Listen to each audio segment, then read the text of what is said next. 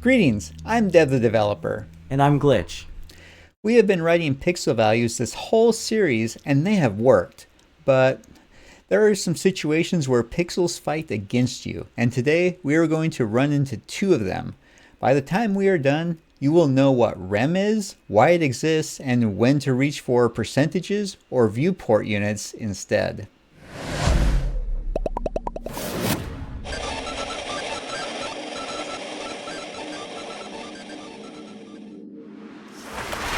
Okay, I want to build a full page layout. Hero section at the top, content area below, sidebar on the left. I am going to set everything in pixels.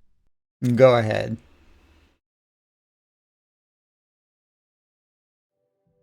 Now the CSS, pixels for everything.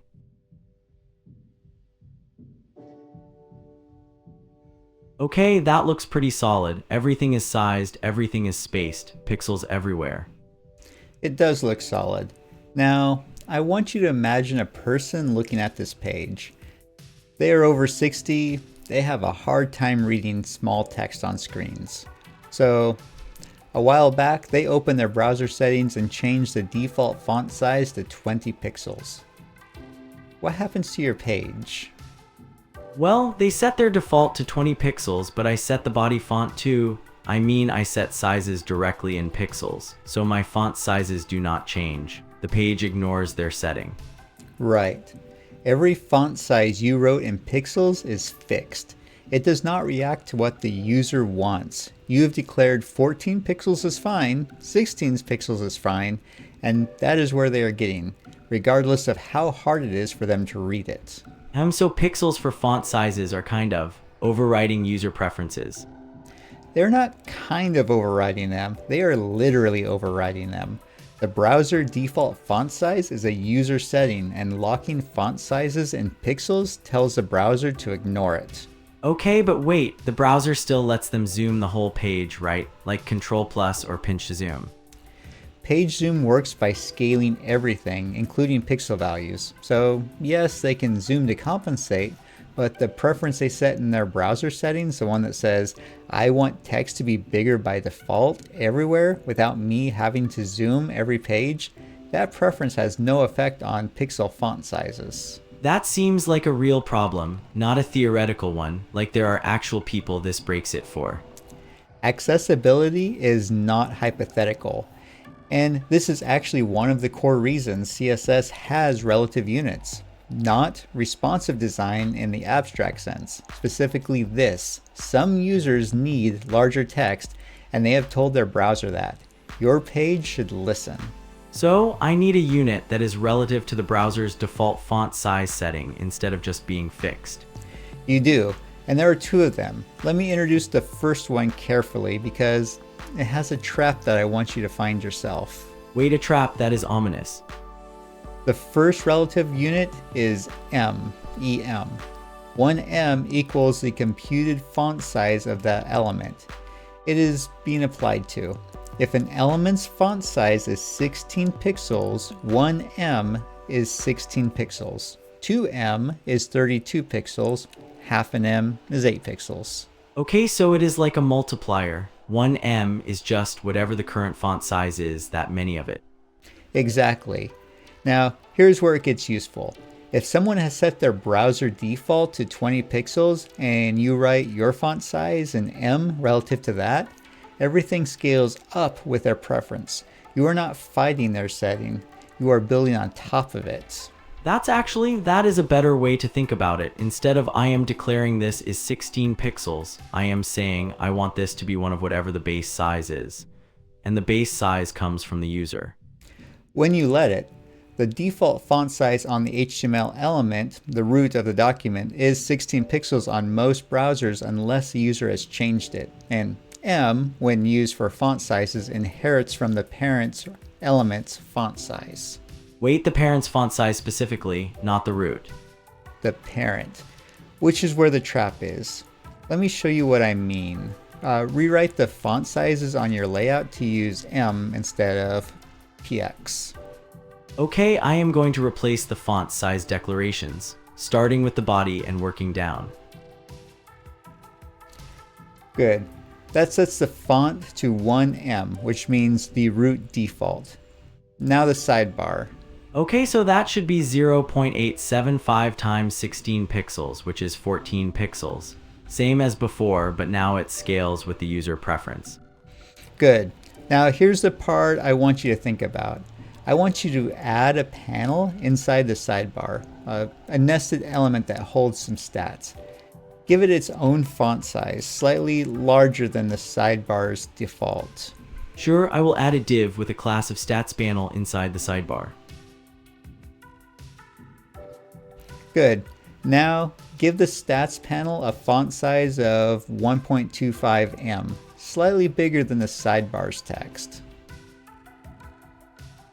Look at the panel in the browser, the font inside it. How big is it? It is bigger than the sidebar text. That is what I wanted, bigger by a quarter. Can you tell me what the actual pixel size is?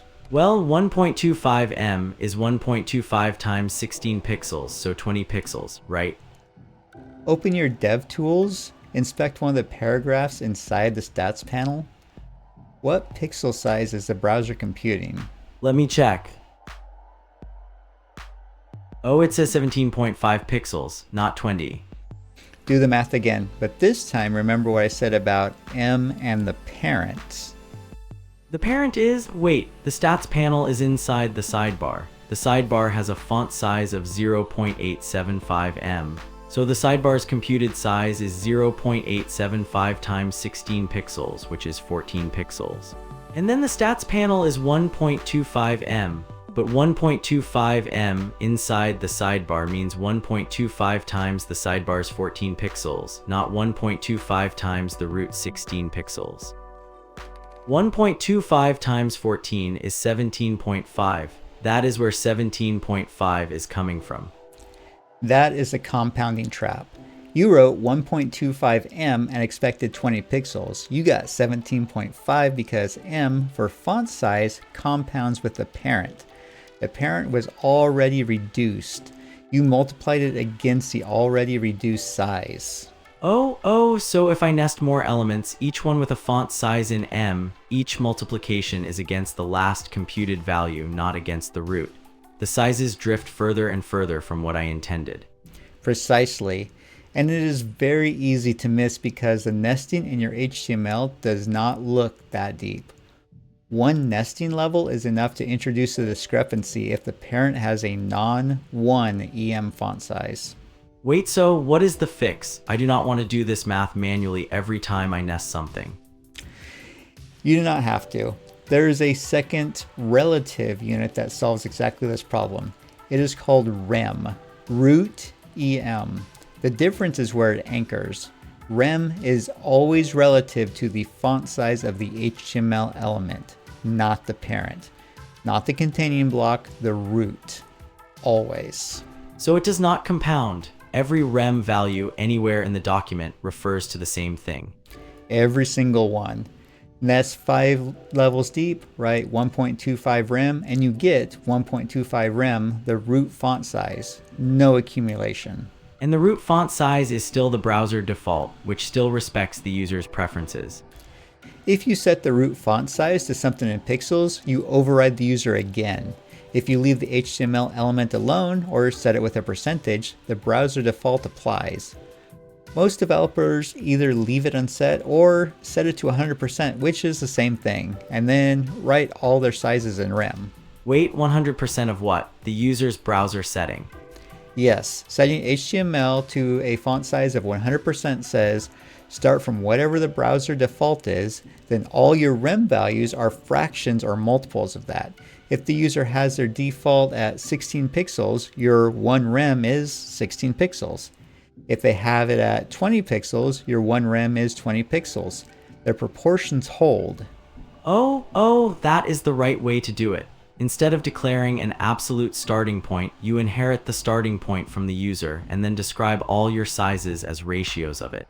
Everything scales together when the root changes. That is the core of accessible typography. Let me show you how to rewrite your font sizes using rem. Okay, so I need to update the root first. Good. Keep going with the sidebar and the panel. Wait, I just wrote font size 0.875 rem on the sidebar and font size 1.25 rem on the stats panel inside it. The stats panel is nested inside the sidebar, but now 0.875 rem is 0.875 times the root size. 1.25 rem is 1.25 times the root size. They do not interact with each other. The sidebar being 0.875 rem has no effect on the stats panel's 1.25 rem. They both just go straight to the root. Inspect it. What does the browser compute for the stats panel now? 20 pixels, 1.25 times 16. That is exactly what I intended. Rem anchors to the root and stays there. You never have to track what size the parent is at all. You write what you mean and you get what you wrote. I wish someone had told me this 3 style sheets ago. I have been writing pixel font sizes because I did not know M compounds and I did not know rem existed to fix it. That is why we had to find the trap first. If I had said use rem instead of pixels, you would have done it without understanding why. Now you know exactly what problem rem solves and why it solves it in a way that M cannot. So in practice, M for spacing that should be proportional to the current element's text size, like padding and margin on a component, and rem for font sizes so you never get the compounding.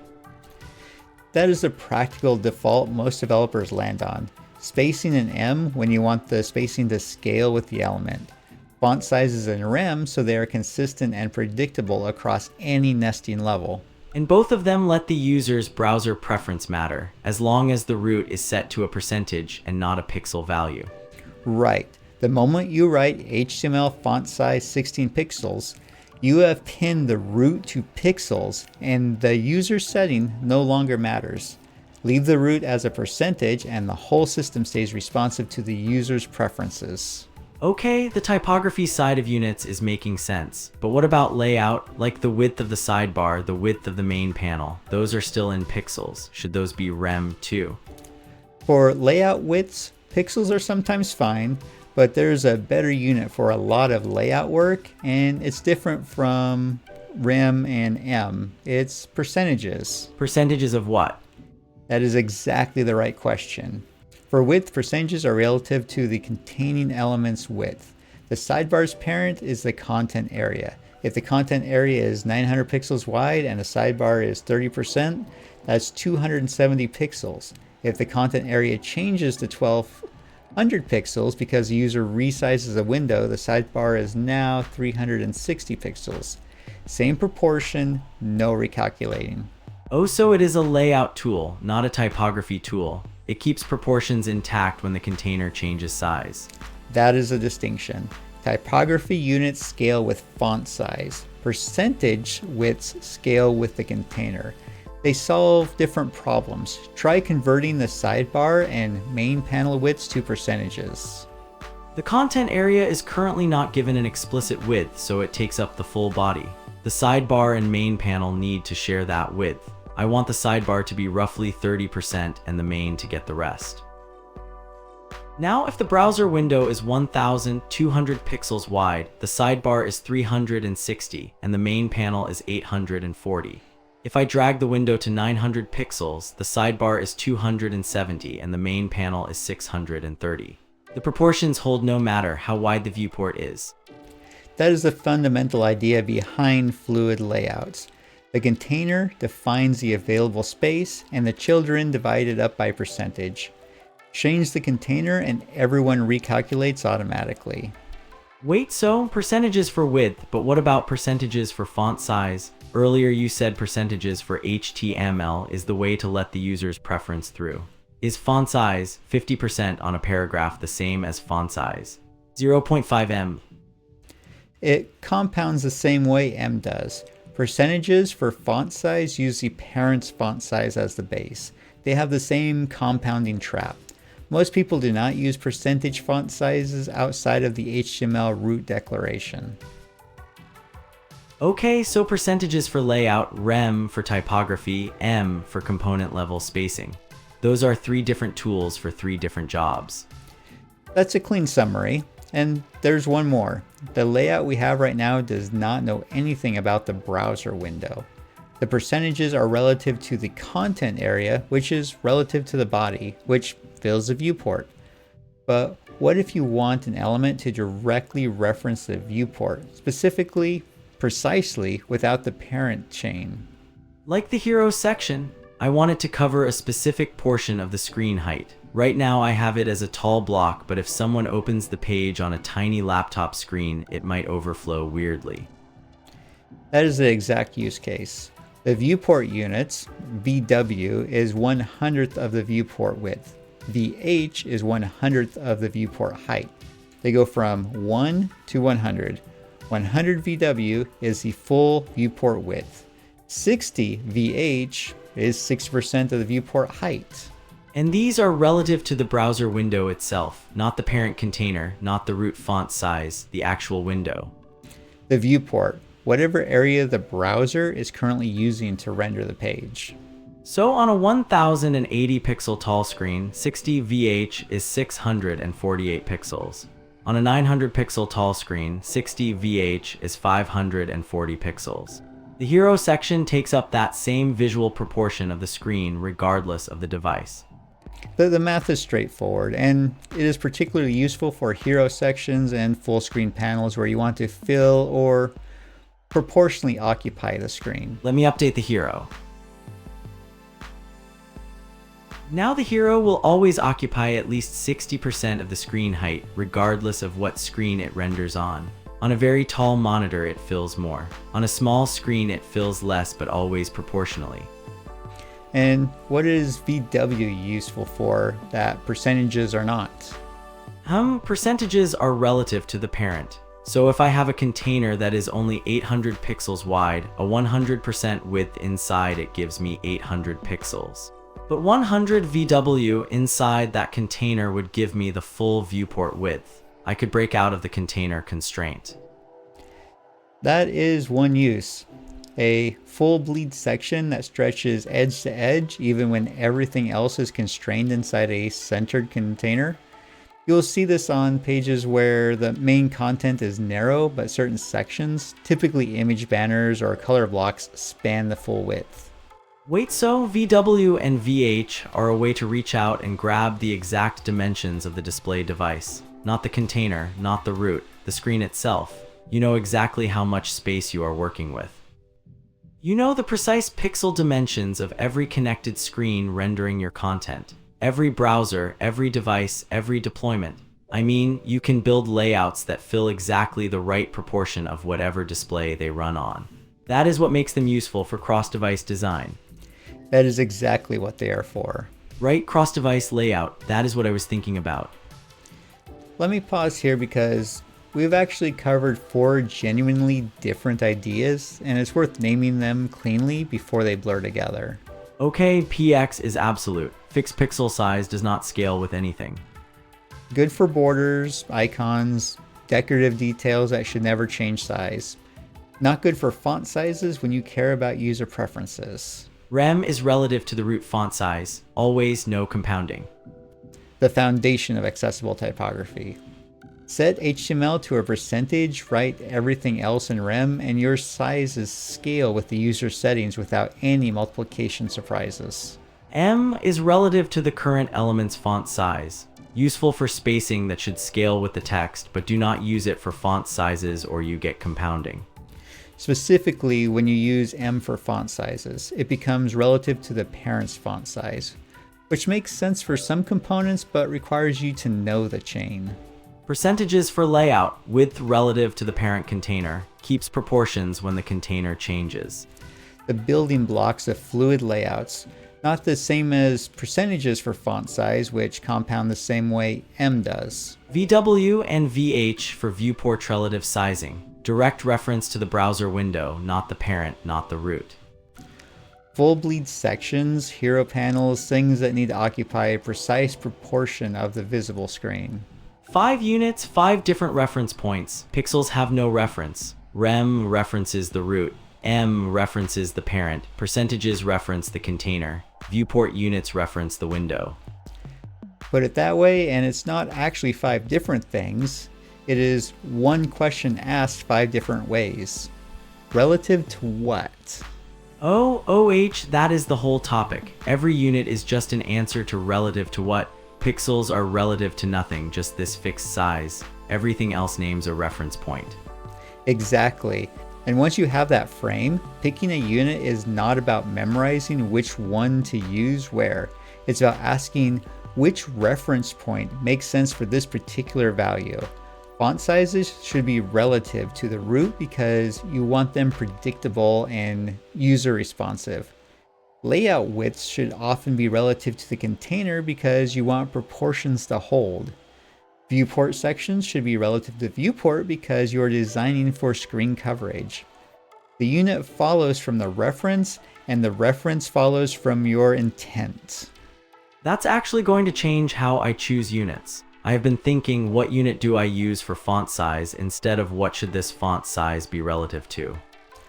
The question, what should this be relative to, answers itself most of the time once you ask it. One more thing though, you mentioned the root font size and HTML font size 100%, but I could also set HTML font size 62.5%. I have seen that in tutorials. Why would someone do that? That's a calculation trick. 62.5% of the browser's default 16 pixels is 10 pixels. So if the root is 10 pixels, then 1.6 rem is 16 pixels. 2.0 rem is 20 pixels. The numbers become friendlier to mental math. Instead of 0.875 is 14 pixels, you can think 1.4 rem is 14 pixels. Oh, so you trade a weird root value for easier rem math. Some people like it. Others find that 62.5% is kind of arbitrary and that you can do the math for 16 pixel base just fine.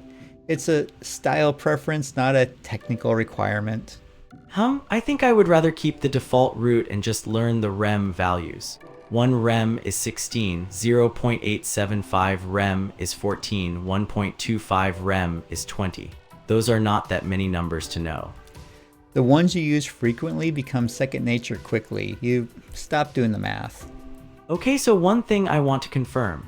If I set HTML font size 100% and a user has their browser default at 20 pixels, then 1 rem is 20 pixels and 2 rem is 40 pixels, and my whole type scale is 25% bigger across the board. Everything scales together. Everything that is in rem scales together. Anything you left in pixels stays fixed. So a useful thing to do would be to pick a layout and see which values I should be pinning and which ones I should let breathe. That is exactly the exercise worth doing. The general rule of thumb is borders stay in pixels, fixed size icons and decorative elements stay in pixels, fonts go in rem, spacing that should relate to text size goes in em, layout dimensions go in percentages or VW and VH. And if I change the root font size, everything in rem and em recalculates automatically. I can test my entire type scale by changing one value. That is one of the practical advantages. You can adjust the scale of your entire typographic system by editing a single number. That's actually kind of elegant. You build the whole type scale once relative to the root, and then the root is a dial. Turn it up, everything scales up. Turn it down, everything scales down. And if you leave it as a percentage, the user's hand is on the dial instead of yours. That's exactly the idea. I want to write a final version of the style sheet with all of this applied. Real units for real reasons. Go ahead.